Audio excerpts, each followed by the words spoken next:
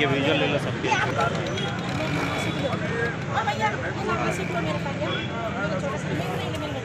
बच्चों को लेकर लोग आए हैं,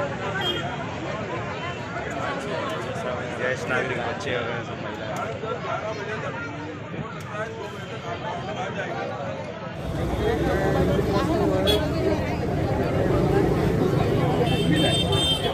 मैडम आज जो है नगर पालिका के लोग आने वाले हैं, आज का टाइम दिए हुए, क्या कहेंगे? जी, हम सभी ने ये डिसाइड किया है कि हम पीसफुली प्रोटेस्ट करेंगे, कोई भी हम गलत एक्शन लेने की कोशिश नहीं करेंगे। जैसे कि आप देख सकते हैं सभी यहाँ पर यूनिटी के साथ खड़े हैं। हम हमारी जगह के लिए, हमारे घरों के लिए, हमारी ज़िंदगी के लिए ज़रूर लड़ेंगे। आप सभी को दिखाना चाहूँगी कि हमारे सीनियर सिटीजन्स जो चल भी नहीं सकते, जो एडमिट थे, वो यहाँ पर आकर यहाँ पे आंदोलन करने की कोशिश कर रहे हैं। आप देख सकते हैं, आप उनसे आके कुछ सवाल कीजिए। एक मिनट। अभी आप लोग जो बैठे हैं, काय के लिए बैठे हैं आप लोग? घर के वास्ते। घर के वास्ते क्या? घर के वास्ते क्या डिमांड क्या है आपकी? हमारे को घर होना। ये हमारे लेबर कॉलोनी के घर है ना, तो वो टूटने। आप रह रहे हैं यहाँ पे? हम 50 साल से रह रहे। 50 साल से रह रहे। हाँ। अभी आपका आश्चर्य के ऊपर जो एक आंदोलन है, क्या कहेंगे आप, क्या करना चाहेंगे? नहीं, हमारे को घर होना, कुछ भी हो हमारे को घर होना।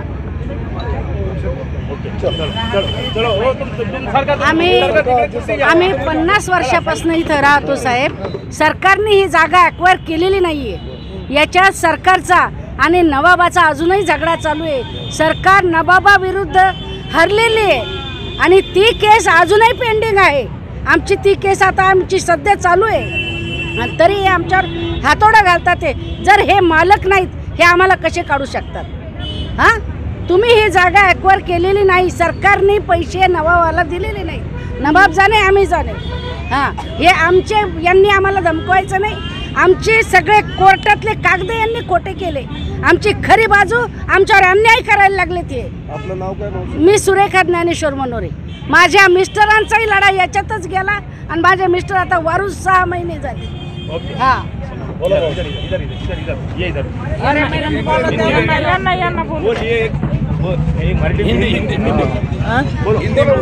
मैं यहाँ पे 70 साल से है.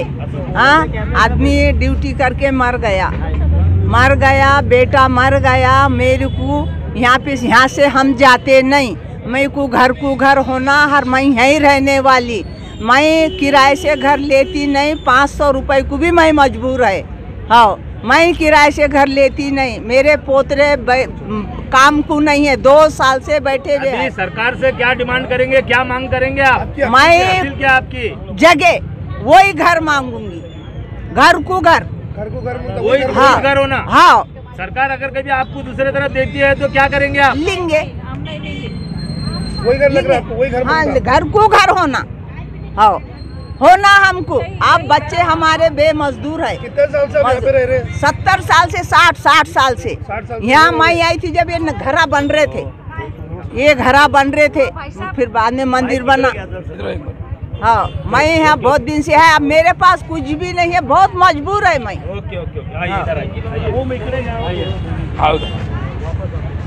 कशासाठी बसलेले आप? हां, घरासाठी. काय घरासाठी? घर घ्यायला आमची काही हैसियत नाही ना. भाड्यानं सुद्धा 53 वर्ष झाले आम्ही इथं राहतो. कोणतीच परिस्थिती नाही. पोरग नोकरी नाही. कितने साल से भी रह रहे? हां, कितने साल से? किती वर्षापासून राहू लागले इथं? 53 वर्ष झाले. 63 वर्ष झाले. 68 साली आम्हाला मिळालेलं घर आहे. मुलगा नोकरीवर नाही, काय नाही. 10,000 पेन्शन भेटते. त्याच्यामध्ये काय होते, घर घ्यायची पण परिस्थिती नाही आमची. भाड्यानं दुसरं घर नाही बांधलेलं. केव्हापासून बसलेले आहे तुम्ही 68 सालापासून इथे? केव्हापासून बसले इथं? तर 7 वाजतापासून बसलो आम्ही. 7 वाजतापासून बसलो ना. 7 वाजतापासून बसलेले आहे. आम्ही 7 वाजल्यापासून बसले. आम्हाला घर नाही. घरासाठी बसलेले लोक आम्हाला भी तसंच यांचे बोलण्यासारखंच आहे. मैं नाजिया बेगम शेख हमीद. मैं ये बोलना चाहती हूँ, मैं 17-18 साल से यहाँ पर रहती हूँ. मेरे बच्चों की पढ़ाई लिखाई है. मेरे आदमी के पहले तो जॉब नहीं है. हम लोग काली पीली टैक्सी चलाते हैं और उस पर हमारा गुजारा बसारा होता. हम यहाँ से घर छोड़ के जाएंगे नहीं। बुलडोजर अगर फिराना है तो हमारे ऊपर से फिराओ, लेकिन हमको घर के बेघर मत करो प्लीज़। हमारे बच्चों के पेपर है, एक तो 2-3 दिन से पहले 2-3 साल से हमारे बच्चों के स्कूल नहीं हुए, कुछ नहीं हुए, अब चालू हुए तो मेहरबानी करो और हमें घर के बेघर मत करो प्लीज़। दिवाली वगैरह, दिवाली इतनी अच्छा सन है, इतना अच्छा त्यौहार था, या ऐसे गुजर गया जैसे दिवाली नहीं दिवाला था। ये लोगों को भी हमारे मतलब हिंदू मुसलमान कोई नहीं है यहाँ पर, हम सब एक है और हम सबका त्यौहार था। ईद भी हम सबका त्यौहार रहता है। 3 साल से हमने भी ईद नहीं मनाए, 3 साल से ये लोगों ने भी दिवाली नहीं मनाई। तो ये ऐसा एंड टाइम पे क्यों कर रहे हैं हमारे साथ में? ऐसा मत करो प्लीज़, हमको ऐसा मत करो। नहीं तो बुलडोजर हम पे से फिराओ, हम उसमें तैयार है, लेकिन हम घर से कहीं जाएंगे नहीं। हमारे छोटे छोटे बाल बच्चे हैं, बच्चों के बच्चे हैं, हम उनको लेके रोड पे बैठेंगे। आप हमारे ऊपर से बुलडोजर फिराओ। अरे आम्हाला घर पाहिजे, आम्ही कुठंच जाऊ शकत नाही। JCB वाले आले तर आमच्या अंगावर घाला, काही आम्ही कुठे जाऊ शकत नाही। आम्हाला घर पाहिजे बस, बाकी काहीच नहीं। मनोरे मावशीकडे चला ना।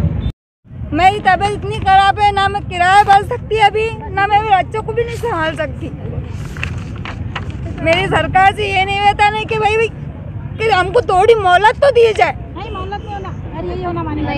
हमको घर के बदले घर तो दिए जाए, हमारे को नहीं होना घर के बदले। महानगर पालिका कलेक्टर ऑफिस की ओर से 31 तारीख को मनपा के जो आयुक्त है, अतिक्रमण के जो आयुक्त है निकम साहब, इन्होंने रात में 11 से 12 बजे लाकर नोटिस लगाई थी। और ये नोटिस में ऐसा लिखा हुआ था कि भाई ये जो लेबर कॉलोनी विश्वासनगर है, इसको हम 8 तारीख को 11 बजे तोड़ने वाले हैं।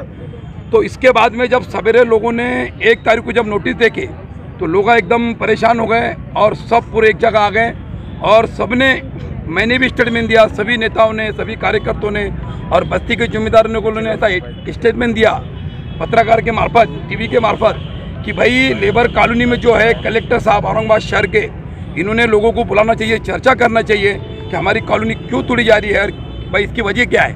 तो ऐसा अभी तक इन्होंने कोई किसी को बुलाया नहीं वार्ड से, जो हमारे जो बुजुर्ग लोग हैं यहाँ पे, प्रतिष्ठित लोग हैं, किसी को बुला के चर्चा नहीं की। और आज सवेरे का इन्होंने ऐलान किया था कि आज हम इसको बुढ़िया ला के तोड़ने वाले। तो तमाम जितनी लेबर कॉलोनी तुम्हारे विश्वासनगर के जितने लोग हैं, हमारी माँ बहनें हैं, महिला है, यहाँ के जिम्मेदार नौजवान हैं, अभी हमारे नेता कदीर मौलाना राष्ट्रवादी के यहाँ पे मौजूद है और मैं यहाँ मौजूद हूँ। तो मैं कलेक्टर साहब को बिल्कुल मैं आह्वान कर रहा हूँ कि अगर आपने भाई लोगों ने जब रिक्वेस्ट किया, आपने लोगों को नहीं बुलाया। नहीं, लेकिन अभी बजे और ये चर्चा हुई कि भाई पालक मंत्री साहब सुबह में 4 बजे आ रहे हैं। तफसीली मेरी सारी बात हुई है कि भाई इस तरह से किस तरह काम चलेगा कि तुमने बोर्ड पे नोटिस लगा दिए और मशीनरी भेज के। आपको बात करना चाहिए सभी लोगों से, ज़िम्मेदार लोगों से, यहाँ की कांग्रेस राष्ट्रवादी के सभी ज़िम्मेदारों से, प्रतिनिधियों से अलग अलग में उन्होंने बात की। क्या प्रतिनिधि ने बात किया, क्या उनकी बात हुई है, ये बात तो किसी को मालूम नहीं है।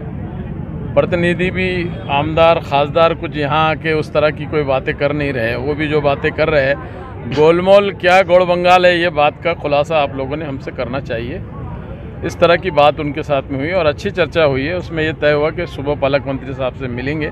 फिर अभी हम लोग मिलने के लिए गए होटल के अंदर में, तो ये तय हुआ कि 1 बजे आप और हम लोगों के साथ में कलेक्टर ऑफिस में खुली चर्चा होगी। उसके बाद सारा कुछ बात, पर इन्होंने तो 10 बजे का टाइम दिया है, पूरे पेपरों में जो है तो न्यूज़ है ये। फिर 1 बजे कैसा करेंगे, जबकि 1 बजे के अगर कभी पहले ये काम हो जाता है यार, 1 बजे मीटिंग लेके फिर क्या मतलब आ रहा आपको? अब वो काम क्या हो जाता हो तो मैदान में अभी हम लोग खड़े हुए हैं। ऐसा बोलिए आप, ऐसा बोलिए कि मेरे सामने 10 बजे तो अभी है, 1 बजे को टाइम है अभी। रुको बात करें तो इंशाल्लाह फिक्र करने की बात नहीं है। कानूनी बातें कानून तरीके से होती है, ये हुल्लड़बाजी का कोई मसला नहीं है। ये लोगों के ज़िंदगी का मसला है। उनके ऊपर की सर की छत को बगैर किसी सिस्टम के आप इस तरह से हटाया नहीं जा सकता है। इस तरह की बातें हमने उनसे की है और उन्होंने बहुत पॉजिटिव जवाब दिया है। मुझे उम्मीद है कि कोई अच्छा रास्ता इसमें से निकलेगा और किसी के साथ में कोई ज़्यादा जुल्म ज़्यादती या अन्याय नहीं होगा, ऐसा मुझे लगता है।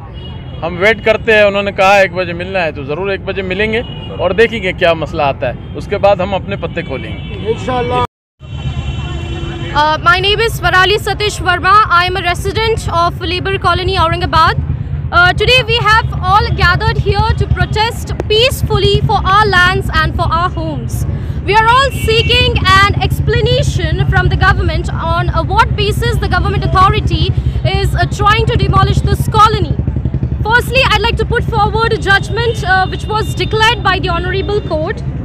As per the RCS number 350/2000, according to the judgment and decree, the order is such: defendants are hereby restrained from changing the nature of the suit property or creating any third-party interest in the suit land unless property is lawfully acquired under the Land Acquisition Act. And this judgment was declared on the 10/9/2004.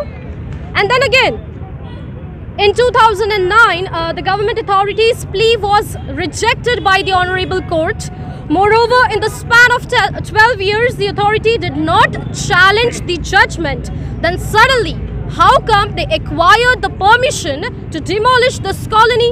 Secondly, based on an illegal structural audit report, the government authority has deemed this colony uninhabitable, which is for the fact is completely untrue. No audit was conducted in this colony. There is no such evidence. No one visited from the auditing team. No such survey took place. On top of that, we have been served a notice which was not on individual basis. We were given a period of 8 days, out of which 6 days were holidays. On the eve of festival of Diwali at midnight, the government authority approached the colony and tried to threaten the residents by displaying posters, which is completely illegal. Thirdly, from generations that we are residing here peacefully in this colony, and as COVID-19 has impacted the whole world, it has also impacted the society. We have lost quite a few residents due to COVID-19. We have also seen many of the residents have lost their jobs and are left unemployed. Now, if we will talk about senior citizens and children, due to such stressful environment in the colony, we are facing health issues, especially senior citizens and children. Soon schools are going to reopen, colleges are going to reopen. What are students going to do if we are left homeless?